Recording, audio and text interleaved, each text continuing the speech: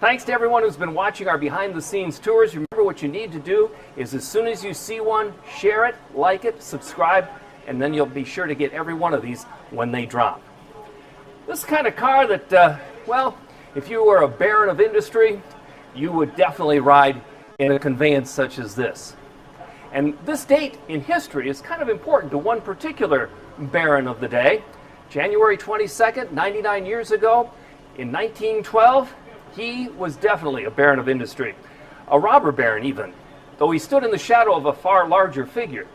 He did, however, create tourism in Florida. That's what he used his great wealth to accomplish, founding the cities of Palm Beach, Miami, and eventually Key West, and building a railroad to bring people to his new tourist destinations, a railroad everyone called a folly.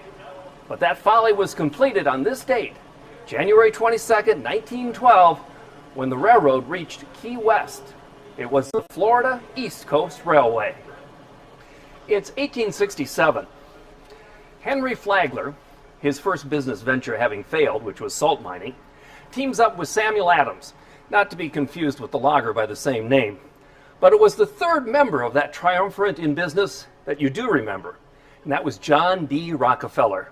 And that's right, Henry Flagler was one of the founders of Standard Oil with Rockefeller. He used his money, of course, to invest in tourism in Florida, but like I said, you probably really wouldn't like him that much. His first wife, Mary, died after a long illness, so he married her caregiver, Ida. Later, in 1901, he had the Florida legislature pass a special law that was only used once in the entire history of the state, that you could divorce somebody if they're insane. And he had a doctor friend of his declare Ida insane so he could marry again, this time Mary Lily Keenan. Like I say, I don't think he would have really liked Henry Flagler. It was his third marriage to Mary Lily and Keenan that got Flagler into the tourism industry in Florida.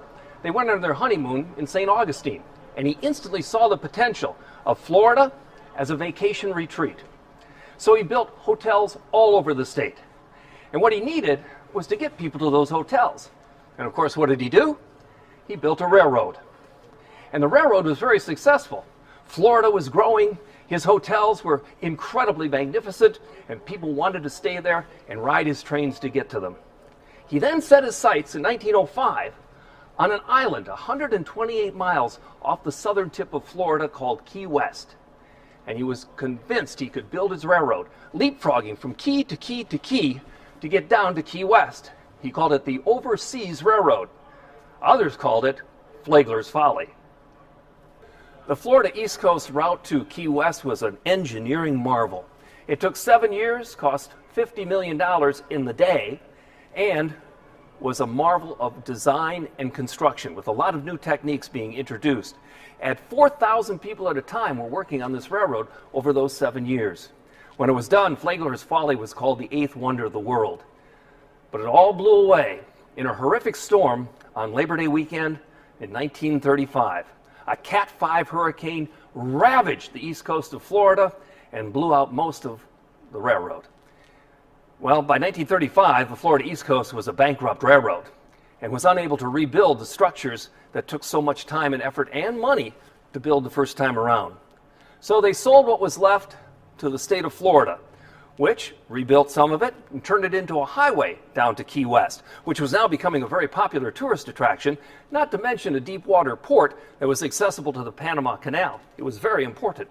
So they built the road and on many of the structures, and then later rebuilt A1 on land. So if you travel today, you can still see parts of Flagler's Folly still sitting out there in the ocean. Parts of it are a hiking trail called the Overseas Heritage Trail, and it's on the National Register of Historic Places. Henry Flagler wasn't around to see his railroad destroyed by the hurricane of 1935.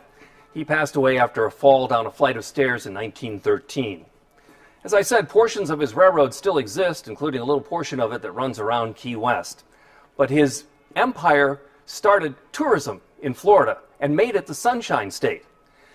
He's also unfortunately remembered for using mostly conscripted, nearly slave-like labor, using a 50-year law that Florida had in place at the time after the Civil War to, well, kind of keep slavery alive, but just barely legally.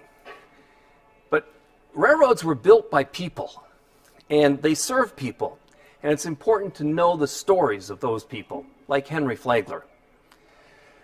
Say, we just found out that the depot building here and the museum won't open until April 1st, but we're looking forward to April 1st when we can welcome you all back. In the meantime, though, because we've got nothing else better to do, we're going to have a big raffle soon, and we'll be giving away some great prizes, and it'll benefit the museum, so stay tuned here for further details. And for further details, you can always remember this. Keep in mind to wash your hands, cover your coughs, don't touch your face, keep a social distance at all times, and let's take care of each other.